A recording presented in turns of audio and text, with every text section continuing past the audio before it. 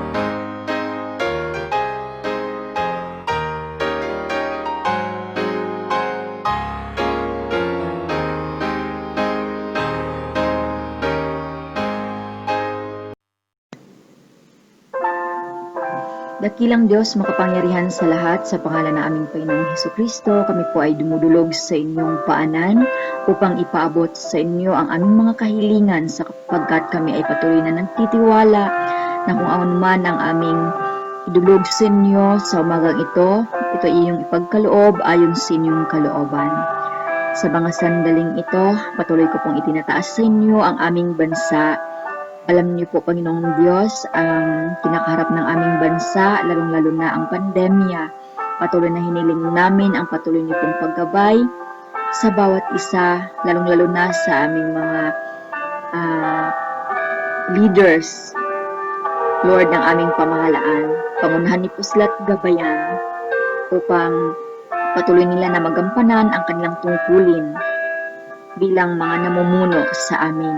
Dalangin ko din po sa mga sandaling ito ang aming mga frontliners, ang mga doctors, ang mga nurses, lahat-lahat po, Panginoong Diyos, na nag-commit ng kanilang mga buhay upang harapin ng may buong tapang ang pandemya, Panginoong Diyos. Palakasin niyo po sila, patuloy na pakatatagin, gayon din patuloy na pagpalain.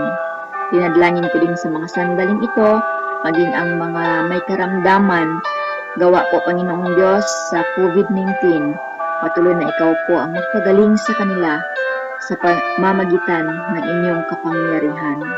Dinadalangin ko din sa mga sandaling ito, ang aming konferensya, ang General Conference of Central Presbyterian Church, patuloy niyo pong pagpalain at patuloy na gabayan ang mga leaders, mga pastors na under nito. Patuloy ko din pong dinadalangin ang MPC Group sa Ciudad Nueva Multiplication Presbyterian Church, gayon din po ang Naik Multiplication Presbyterian Church, Dipolog Multiplication Presbyterian Church at Concho Multiplication Presbyterian Church.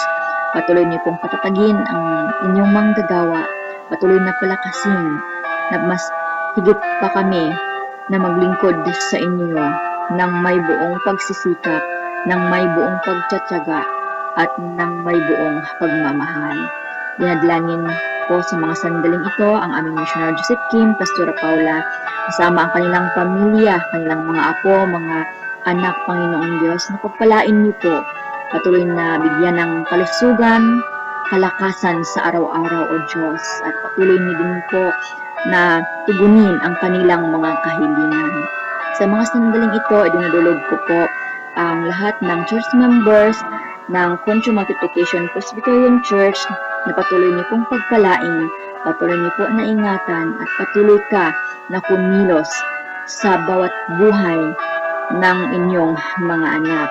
Sa amin pong pagpapatuloy, dinudulog ko po sa inyo na anuman ang mga suliranin ng inyong mga anak, ikaw po ang aming kaagapay, anuman ang mga hinaharap ng bawat isa, ikaw ang Diyos na nang tumulong sa amin. Kaya patuloy kami na magtitiwala sa inyo bilang aming Diyos na hindi mangiiwan ni magpapabaya sa bawat isa sa amin. Gabayan niyo po kami, O Diyos, at patuloy na pagpalain. Ito ang aming hiling sa pangalan ni Jesus. Amen.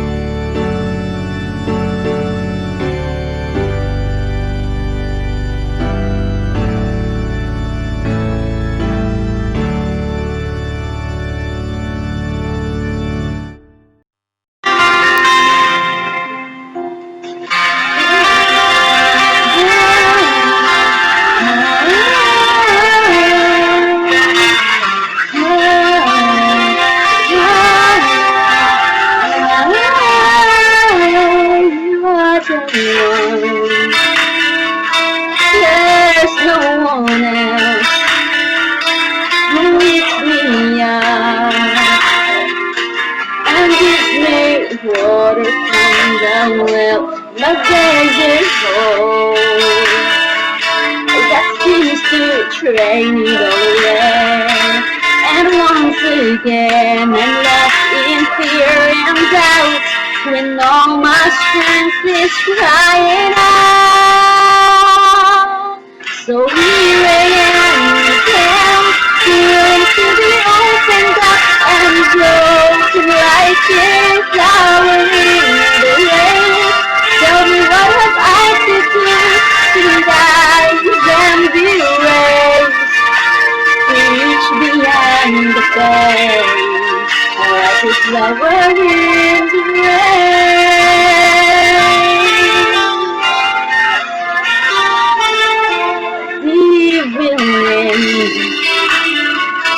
It goes a storm, you rock my world.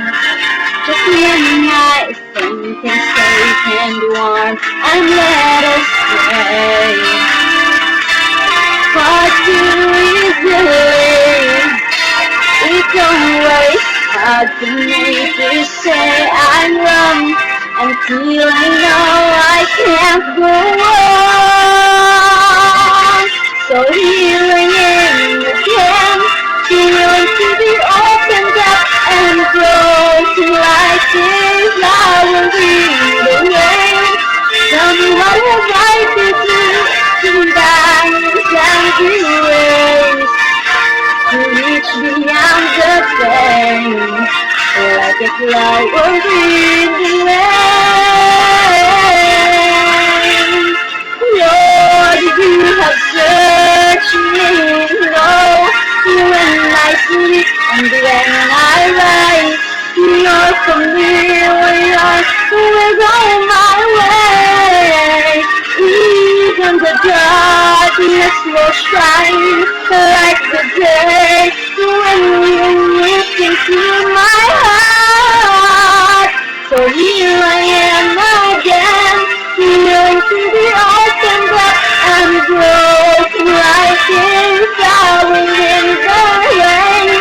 Tell me what have I to do to die down the ways to reach beyond the pain, like a flower in the rain,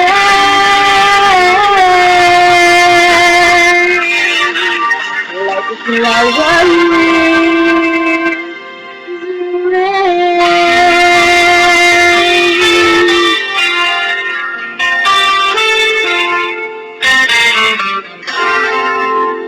Walang umaga po sa ating lahat. Ang teksto po nating pagbubulay-bulayan sa umagang ito ay matatagpuan sa sulat sa 2 Chronicles chapter 20 verses 1 to 9 na nagsasabing, pagkatapos nakipaglaban ang mga Moabita at ang Amonita kasama ng iba pang mga Mineo kay Jehoshaphat.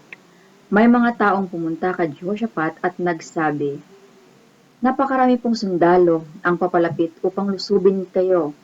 Sila'y galing sa Edom, sa kabilang bahagi ng dagat na patay. Naroon sila sa Hazazon Tamar, na tinatawag ding En-Gedi. Natakot si Jehoshaphat at dumulog siya sa Panginoon. At nag-utos siya na mag-ayuno ang lahat ng mga taga-Juda, kaya nagtipon ang mga tao mula sa lahat ng bayan ng Juda upang humingi ng tulong sa Panginoon. Tumayo si Jehoshaphat sa harapan ng mamamayan ng Juda at ng Jerusalem doon sa harap ng templo ng Panginoon, sa harap ng bagong bakuran nito at nagsabi, Panginoon, Diyos ng aming mga ninuno, kayo po ang Diyos na nasa langit. Kayo ang namamahala sa lahat ng kaharian ng mundo. Makapangyarihan po kayo dahil walang makakalaban sa inyo. O Diyos namin, hindi ba't itinaboy ninyo ang mga nakatira sa lupaing ito sa pamamagitan ng inyong mga mamamayan? At hindi ba ibinigay niyo po ito sa kanila ng mga lahi ni Abraham na inyong kaibigan para maging kanila magpakailanman? Nakatira po sila rito at pinatayuan ng templo para sa karangalan ninyo. Sinabi nila, kung may sakunang darating sa amin, gaya ng labanan, kasamaan, o tagutom, tatayo kami sa inyong presensya sa harap ng templong ito kung saan pinarangalan kayo. Hihingi kami sa inyo ng tulong sa aming kahirapan at papakinggan niyo kami at ililigtas. So verse 15, sinabi ni Jahaziel, makinig po kayo, Haring Jehoshaphat, at lahat kayong nakatira sa Juda at Jerusalem. Ito ang sinabi ng Panginoon sa inyo, huwag kayong matakot o manlupaypay, dahil sa napakaraming sundalong ito, dahil ang pagkikipaglaban ay hindi sa inyo, kundi sa Diyos. Verse 22 to 23, at nang nagsimula silang umawit ng mga papuri, pinaglaban-laban ng Panginoon ang mga Moabita, Amonita, at ang mga tagabundok ng Seir. Nilusob ng Amonita at Moabita ang mga sundalo ng taga-bundok ng Seir at nilipol silang lahat. Pagkatapos nilang pumatay, sila naman ang nagpatayan. Kaya sa verse 30, kaya may kapayapaan sa kaharian ni Jehoshaphat dahil binigyan siya ng kanyang Diyos ng kapayapaan sa kanyang paligid. Tayo po'y yumuko at tayo ay manalangin. Dakilang Diyos, makapangyarihan sa lahat, sa pangalan ng aming Panginoong Hesukristo, pinupuri ka po namin, higit sa lahat, pinapasalamatan sa magandang umaga na inyong pinagkaloob sa amin. Sa amin pong pagbubulay-bulay ng inyong banal na salita, patuloy na hiniling namin ang inyong presensya na siyang gumabay sa bawat isa sa amin. Pagkaloob niyo po sa bawat isa sa amin, ang espiritu ng pangunawa upang lubusan namin maintindihan ang mga nais niyo pong iparating, mga paalaala niyo po sa bawat isa sa amin. Ito ang aming hiling sa pangalan ni Jesus. Amen. When you trust God, there's no need to fear. Kung tayo ay nananalig sa Diyos, walang rason upang tayo ay matakot. Totoong ang buhay ay napakahirap or life can be difficult. Kung titingnan po natin ang ating kalagayan ngayon, masasabi po ba natin mahirap ang ating kalagayan ngayon? Alam niyo po, mga minamahal kong kapatid sa Panginoon, kadalasan na narinig ko yung mga may asawa na sinasabi nila, kung alam ko lang na ganito ang mangyayari sa aking buhay or kung ganito ka hirap ang buhay may asawa, hindi na lang sana ako nag-aasawa pa. So dahil nakikita nila kung gaano kahirap ang nagiging sitwasyon. So mga minamahal kong kapatid, minsan ba sa ating buhay, nasasabi natin sa ating sarili na napakahirap na ng ating pinagdadaanan? Nasasabi ba natin sa ating mga sarili na tayo'y nahihirapan na? Sa katunayan, life is not easy.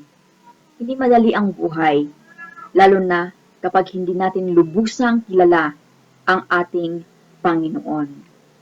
Kahit na nga nakakilala tayo sa Panginoon, alam natin na si Kristo Jesus ang tanging tagapagligtas, tanging Diyos. Ngunit, hindi natin masasabi na perfecto na tayo dahil nakilala natin ang Diyos. Because it is still difficult. Meron pa rin kahirapan na ating mararanasan. Bakit tayo nakaranas ng mga ganito? Alam niyo ba kung bakit, mga minamahal kong kapatid?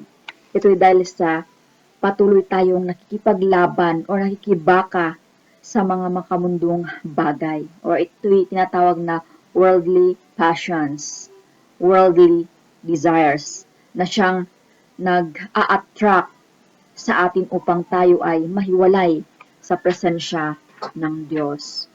The world offers vices, self-fulfillment, upang tayo ay maging makasarili at iba pa. Hindi makontento sa anumang meron. Tayo, palaging naghahangad sa mas pinaka. So, ibig sabihin, no satisfaction. Yun yung ino-offer ng sanlibutan. Mga panlilin lang ng kaaway upang tayo ay mawalay sa presensya ng ating Diyos. At alam niyo ba, the world is against us when we become a Christian. At dito, magsisimula ang ating pakikipaglaban sa mga gawa ng kaaway. Lalong-lalo na yung mga makamundong bagay at makamundong gawain. Dito natin nararanasan ang mga struggles sa buhay na minsan naging magulo, na kung saan nagkakaroon tayo ng tinatawag na inside struggle na sa kaloob-looban natin ay nag-i-struggle, nahihirapan ang ating kalooban. Ito ay dahil sa dulot ng kasalanan, yung pride, yung tinatawag na makalaman, at yung tinatawag na pagiging mapagmataas at iba pa. Yun yung mga nagpapahirap sa ating kalooban. And aside from that, mayroon din tayong tinatawag na outside struggles. Yung example nito, nagkakasakit tayo, nakakaranas na tayo ng paghihirap o kahirapan, nakakaranas tayo ng mga suliranin sa pamilya, sa pag-aasawa, sa trabaho, o hindi natin sigurado kung ano ba yung kinabukasan natin. So, ano man ang struggles natin sa ngayon, ito ba yung struggles sa panloob or struggles natin sa labas, both are these things na nag-struggle tayo. Ito ay dahil sa minsan nakagawa tayo ng hindi maganda, hindi kaluglugod sa harapan ng Diyos, na kung saan hindi natin na-open sa ating kapwa dahil baka ano ang sasabihin nila. Nag-struggle tayo physically and financially, may karamdaman tayo, at may matindi tayong pangangailangan. So siguro, ang iba po sa atin ngayon ay humaharap ng matinding struggle o dumadanas ng mahihirap na sitwasyon. Bilang isang mananampalataya, ano ang ating dapat gawin kung ang buhay natin ay masyado ng magulo, punong-puno na ng kahirapan? Tayo ba ay matatakot at mangamba dahil sa matinding sitwasyon? O ano ang dapat nating magiging tugon sa kabila ng mga sitwasyong ating kinakaharap? Mga minamahal kong kapatid, gaano natin labanan ang mga ito? At gaano din tayo magtitiwala sa Diyos na ang lahat ng ating mga suliranin ay mayroong kalutasan na siyang magbibigay sa atin ng kapayapaan. So balikan po natin ang teksto na ating nabasa sa buhay ni Jehoshaphat. Si Jehoshaphat ang pang-apat na hari ng Juda. At dahil sa siya ay magaling at mayamang hari, napagkasunduan ng grupo ng Amonita, Moabita, Meunita na lusubin itong si Jehoshaphat. So, at dahil dito, nung nalaman ni Jehoshaphat na ito nga ang mangyayari, natakot siya dahil matindi at marami ang kanyang kalaban. At dahil dito, siya ay naguguluhan. Ibig sabihin, he was in trouble. At nung siya ay naguguluhan, wala siyang ibang ginawa, kundi siya ay lumapit sa Panginoon sa pamamagitan ng pananalangin. Kaya kung titingnan po natin ang verse 6, ang sabi dito, O Panginoon, Diyos ng aming mga ninuno, kayo po ang Diyos na nasa langit, kayo ang namamahala sa lahat ng kaharian sa mundo. Makapangyarihan po kayo dahil walang makakalaban sa inyo. Sa talatang ito, ipinakita ng Haring Jehoshaphat ang kanyang pananalig sa Diyos, na ang Diyos na kanyang tinatawag ay mapagkakatiwalaan sa kabila ng kanyang hinaharap. Imagine, 3 iba't ibang grupo ng mga sundalo ang makikipaglaban sa kanila. So, sinong hari ang hindi matatakot? Ngunit siya'y nanalig sa Diyos. Dahil noon pa man, gumawa na ng kahangahangang bagay ang Diyos. He is a God of history, na kung saan siya ang Diyos, noon pa man, makapangyarihan, magagawa niya ang lahat ng bagay. Tumawag siya sa Diyos. Ito'y dahil sa kilala niya at alam niya kung sino ang Diyos. Ngayon, tulad ni Haring Jehoshaphat, kilala mo din po ba ang Diyos? Do you really know the God whom you are serving? Is He your big God? Naniniwala ka ba na siya ang Diyos na mas higit na makapangyarihan sa lahat, and He has thousands of ways to provide all of your needs and to solve all of your problems? The people of Judah knew who God is, and that is why They looked to Him and trusted Him. Dahil nga, alam nila at kilala nila ang Diyos noong lusubin sila ng kanilang mga kalaban. Wala silang ibang ginawa, kundi mananalig sila sa Diyos. So karugtong ng kanilang pananalig sa Diyos, ito ay patungkol sa kung paano natin harapin ang ating pakikibaka sa mga struggle sa buhay na ito. Dito makikita po natin sa verses 12, 19 to 21 na kahanga-hanga ang ginawa ng mga tauhan ni Jehoshaphat. So sa verse 12, kinikilala nila na hindi nila kayang harapin ang mga sundalong lumusob sa kanila. Sinabi nila ito sa Panginoon. So inamin nila sa kanilang mga sarili na kung sa sarili nilang lakas, hindi nila kaya. Kaya ang sabi sa verse 19, sila'y nagpuri sa Diyos. Sa verses 20, patuloy silang nananalig sa Diyos. At sa verse 21, sila'y nagpasalamat sa Diyos. So tatlong bagay ang ginawa ng mga tauhan ni Jehoshaphat. Ito po yung nagpuri sila sa Diyos, nanalig at higit sa lahat, nagpasalamat sa kabila ng mga hinaharap nilang kalaban. Ngayon, sa ating kapanahunan ngayon, how or what do you do when you face trials and tribulation? So, can you still praise God? Or do you still put your trust in Him? Makakuha pa rin po ba nating magpasalamat kung tayo ay nakaranas ng mga pagsubok sa buhay na ito? Kung titingnan po natin, sinasabi dito na ang karamihan, napapakinggan talaga natin na ang tunay na kulay ng isang mananampalataya lumalabas kapag humaharap sa matinding suliranin. Totoo po ito mga minamahal kong kapatid, na doon talaga lumalabas ang tunay natin na kulay kung tayo nga ba ay totoong Kristiyano o hindi sa panahon na tayo ay may matinding hinaharap. So, paano natin i-handle ang ating mga problema? So, paano natin ito kaharapin ng may buong tapang, pagtitiis, at higit sa lahat, pananalig sa ating Panginoon. So, dahil tayo talaga ay malulungkot sa panahon na tayo ay nakaranas ng problema. Nalulungkot tayo sa mga kabiguan sa buhay natin, sa mga kahirapan na didanas natin.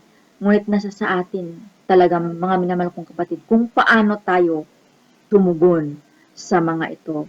Tayo ba yung tinatawag na nagpapanik agad, nagrereklamo, hindi pa nga nalutas ito, meron na naman, o tayo yung napabilang sa grupo na ni Jehoshaphat na dumudulog sa Diyos na may pagpapakumbaba, pagpupuri at pagpapasalamat. As you can see, God had already done great things in the past. He has already done great things for you as well. Tumawag lang tayo sa Kanya, sa ating hotline sa Kanya. Ano yung hotline natin kay Jesus o sa ating Panginoon? Itong tinatawag dito sa Jeremias chapter 33:3 na nagsasabing, call to me and I will answer you and tell you great and unsearchable things you do not know. Sa Tagalog, tumawag ka sa akin at sasagutin kita at ipapahayag ko sa iyo ang mga kahangahangang bagay na hindi mo pa alam. The people of Judah did not know what would happen. Hindi nila alam ano ang posibleng mangyayari sa kabila nung sila'y inatake ng kalaban. Ngunit, ang hindi nawala sa kanila, yung kanilang pananalig sa Diyos.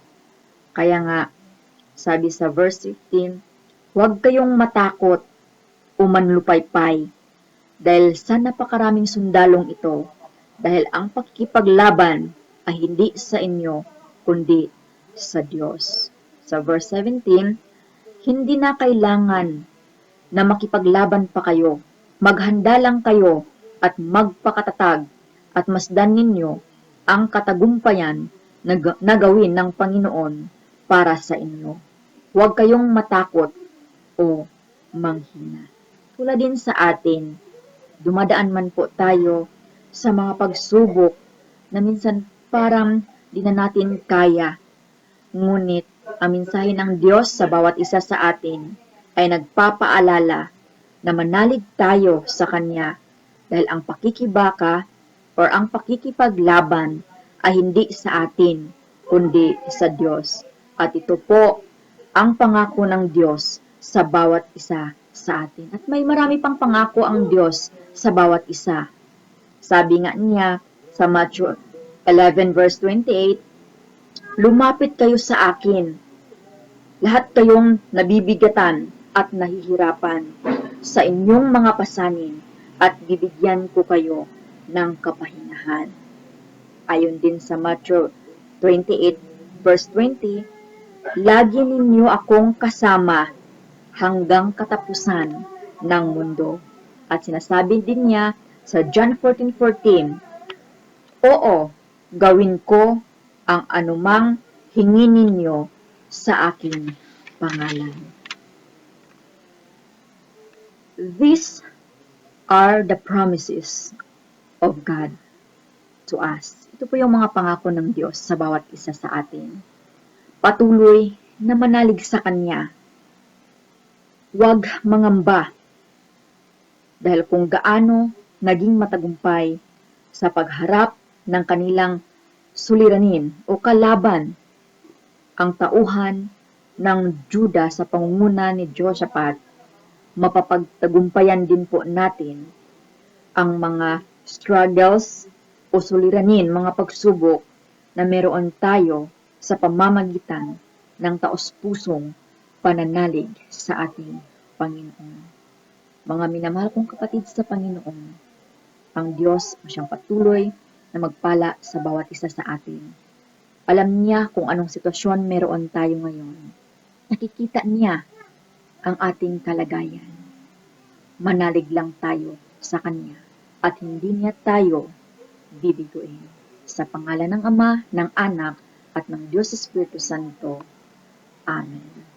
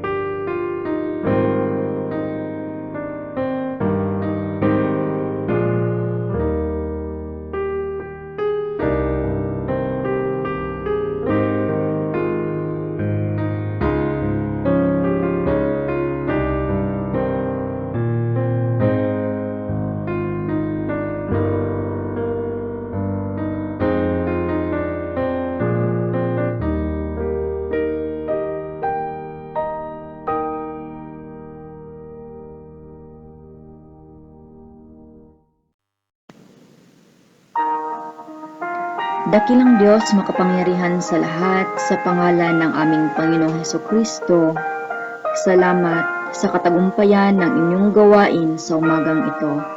Salamat sa mga paalaala niyo sa pamamagitan ng inyong banal na salita.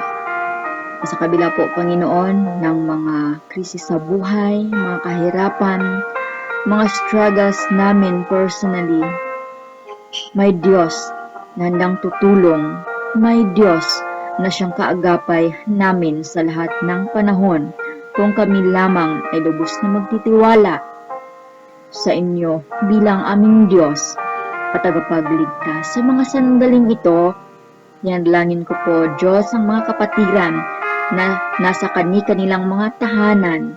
Patuloy na ikaw ang siyang gumabay, patuloy na ikaw ang Diyos na siyang magpala sa bawat isa sa kanila.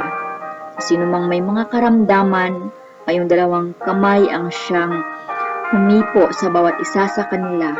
Paranas niyo po, O Diyos, ang kagalingan na nagmumula sa inyo.